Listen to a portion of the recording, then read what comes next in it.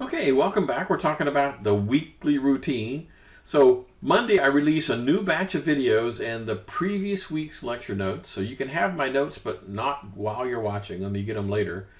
And then some sort of a quiz or assignment is going to be released. And then the Monday lab people show up. And then the Wednesday lab people show up. And then something is due every single Friday, either a quiz or an assignment. Okay, so quizzes are released 5 days before they're due. So they're released Monday morning, and you have till Friday at midnight to do them. But assignments are released the week before. So if you need a weekend to work on the assignment, it's not at the end of the weekly routine. It's at the middle, right? Monday, weekend, and then Friday over here. Okay, you following? So if you're a procrastinator, that might be a little annoying that you don't have the weekend at the end of the cycle to be able to do stuff. But that's okay. All right, so how much work is this? Well, maybe an hour, maybe two per week outside of the normal lab and, video lecture thing. So you watch the video lecture short for lab, and then, I don't know, maybe an hour to be able to do like the quizzes and the assignments and all the rest of that stuff. It is fairly fast-paced. We go through things rather quickly. Lots of topics to cover. And once again, everything is due on Friday. And there's either a quiz or an assignment due every single Friday. You don't have to think about it. You just know every single Friday something is due. So let's zero in on the exam and quiz rules. So midterm and final is going to be conducted at home. So it means open book, open internet, open everything. There's 25 questions, well, plus 2 extra credit questions, so I guess it's 27. It's an hour and 15 minutes to do this. So if you kind of do the math, you got like 2 minutes and 47 seconds per question, which isn't a lot of time. It's not like, oh, wait, I'll go look that up. I'll just do a quick internet search. And, you're going to have to study for this thing. Otherwise, you're going to run out of time. So don't think, oh, well, it's done at home, open book. Well, I'll just have the book here and we'll be ready to rock and roll. No, that's not the way it works. And then take-home quizzes, 6 of those guys. They're all obviously done at home. They're open book, open notes. 20 questions, about a 1 hour limit. And by lecture notes. So I prepare lecture notes before each lecture to make sure these are just my notes to make sure I cover things. But when it comes time to write the quizzes, I look at my lecture notes to do the quiz. I'll be looking at my notes going, ooh, that'd be a good question. And, ooh, this would be an excellent question.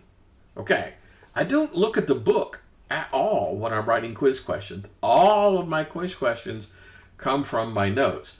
So, if I'm looking at my lecture notes to create the quiz, you think maybe you should be looking at the lecture notes before you take the quiz? That kind of makes sense. Like maybe you ought to, have this stuff on the screen, or heaven forbid, kill a tree and print these guys out before you take the quiz. Yeah, you need to do that. I'm just saying. Lecture notes are a fantastic way to create quizzes and study for quizzes. Okay, for the assignments, reading comprehension. I attempt to treat everyone like an adult and say, well, you just need to read the assignment. That doesn't always work the way you expect. A lot of people, if I'll say, you need to submit the following 4 things, and they'll submit 2 of them. And then they'll say, well, how come I got a bad grade? It's like, because you didn't read and follow instructions. So, yeah, now if you have a question, hey, look, I'm not saying I'm the greatest writer in the world and everything, all of my assignments are perfectly clear. That's absurd. But typically, I think they're understandable. And if you don't understand it, send me a note that says, did you really mean this? And I go, well, yes or no. Okay. So typically, you're going to be submitting a Word file with copying whatever your source code from whatever language that you're using into a Word document and submitting the Word document. I have a standard file naming convention because when I pull the files off of Canvas and put them on my system, I want them to kind of all line up.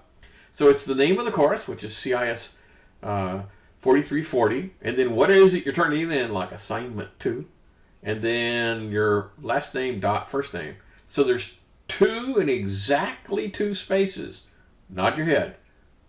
2 and exactly 2. So that's not 3 spaces. That's not 4. That's not 1. That's not dashes. That's not underscores. There are 2 in exactly 2 spaces. Can you read and follow instructions? Okay, just asking. Everything's submitted by Canvas. We're not doing anything in paper.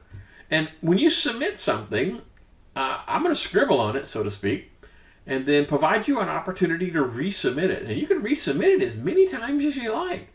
I had this one student not too long ago that would submit the assignment, I don't know, like 4 or 5 times in a matter of a couple of days.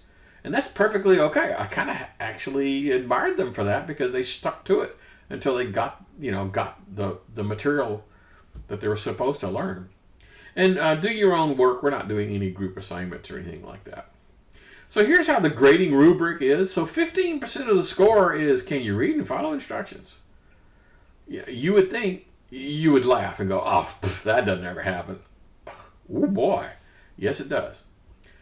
The vast majority, 30% of it is, did you learn what it is you're supposed to learn? In other words, the chapter-specific objectives. What were you supposed to learn? Demonstrate the following. Did you understand what it is what you're supposed to do? And then, of course, does it compile? Does it run? Does it get the right answers? Is it readable and organized? Are there comments in your code? Oh, yeah, I'm going to require that. And then, is it efficient? Now, to tell you the truth, 5% for efficiency isn't that bad because most of the efficiency we're talking about is in the chapter-specific objectives. So that I'm talking about overall efficiency versus specific. Anyway, just telling you, read and follow the instructions, please. Okay, everything is due at 11:59 on the date that it's shown in Canvas, which is typically a Friday. I typically start grading over the weekend, so Saturday or Sunday is when I sit down and do my grading. There's a 5-point penalty per day when you're late. So even if you made like a perfect score, but you were 4 days late, so 4 times 5 is 20, the most you can make is an 80. And then if you resubmit something, let's say you turn it in on Wednesday, but I'm not going to actually grade it until Saturday or Sunday, so it's just going to sit dormant. It's due on Friday. It's going to sit dormant for a couple of days. And then Saturday or Sunday, I'm going to grade. And then, let's say I grade it Saturday morning. So Saturday morning comes, and I say, well, you made a 75 because you completely missed this concept. And you go, oh, good Lord, let me fix that. So you very quickly fix it and resubmit it. Well, you're resubmitting it on Saturday now, aren't you? So that's a day after the due date, so therefore that's 1 day late. Okay, see how it works? So resubmissions incur a late penalty.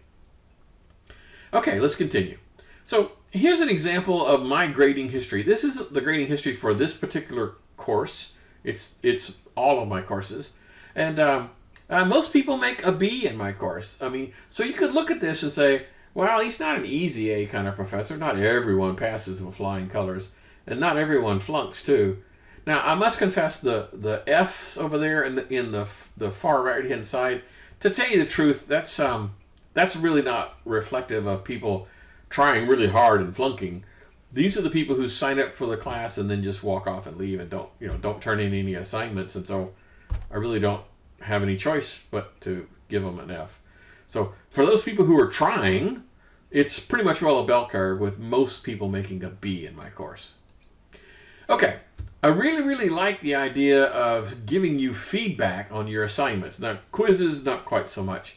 But for the assignments, I want you to work on it. I'm going to give you some suggestions, give you some feedback, and then you can turn it in over and over and over.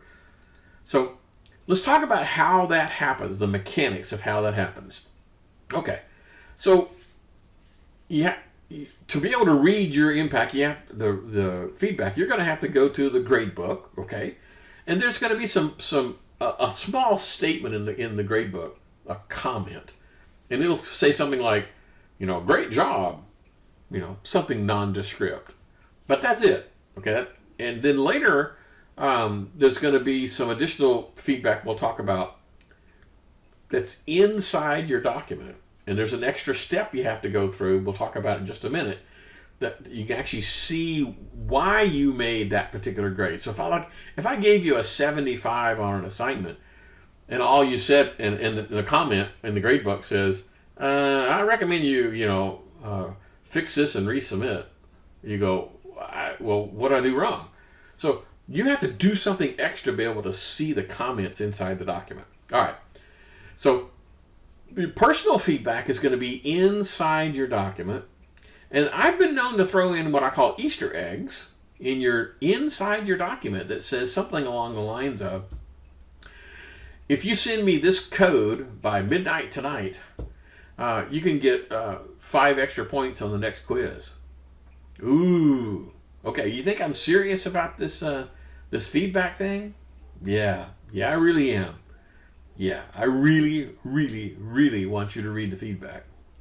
So in addition to the personal feedback that you get, there's going to be a discussion forum that talks about how everyone else did. Like, the average score was an 88, and there were 5 A's and 6 B's, and that kind of stuff. And then here's where most people had the problems, and so we could kind of go over that a second time, right?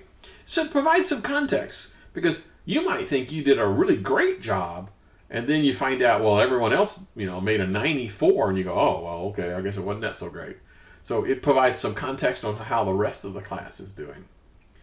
And so I put a note in here about watching your email immediately after the grading period.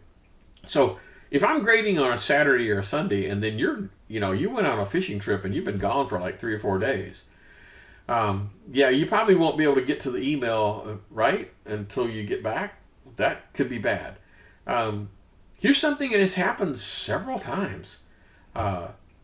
It'd be time for me to grade assignment 4. And so I sit down on Saturday and suck my coffee and start pulling up assignment 4, and I'll get somebody's assignment 4 for some other course. And I'll look at it and go, what the heck is this? This looks like something from a history class. Oh, okay, somebody submitted the wrong assignment 4. Well, I'm gonna give them a 0. Right? I don't have a choice. 0. You made an F on that, and then I'm gonna fire off a Canvas email saying, dude, I don't know what the heck you think this is, but this is not assignment 4 for this course. You need to resubmit with the correct assignment. Now the clock is ticking, right? So if you don't read your email until 3 or 4 days later, that's gonna hurt, isn't it, in your score? Okay. So don't plagiarize or cheat. That'll just annoy me. Okay, so how do you read your feedback? So since I mentioned that we're going to take like whatever it is you're using, Java as an example, and you're going to put it inside a Word document. The purpose for copying something from Visual Studio or Eclipse or any of the other IDEs out there, the purpose for putting it into a Word document is I can use this thing in Canvas called a document viewer. So Canvas has this really cool way that I can leave comments inside your Word document. So there's a link up at the top that says view feedback. Now, if you do not click on that link, then you will not know why you got a 75. You'd be just a wonder, like, well, I wonder why I got a 75. Well, click on the dang feedback link and find out why you got the 75. That's the whole point. If you do not click on the link, you will never know. It'll be a mystery. Okay. If you submit a zip file, my comments are not going to be in the document viewer because there isn't a document viewer for that type of document. So there'll be attachments that'll have that kind of stuff. And once again, man, it's up to you to read the feedback. And by the way, this is just kind of a note. The system will attempt to automatically score the quizzes. It does a horrible, horrible job. And so you'll get some feedback immediately after you submit your quiz, and you'll say, you made a 66. And you go, ah! Well, no, you didn't. You just have to wait for the human to go in there and grade the quiz, because trust me, the scores will go up. Okay, once again, we're coming up on the 15-minute mark, so just like last time, we're going to stop this and continue it again on part 3.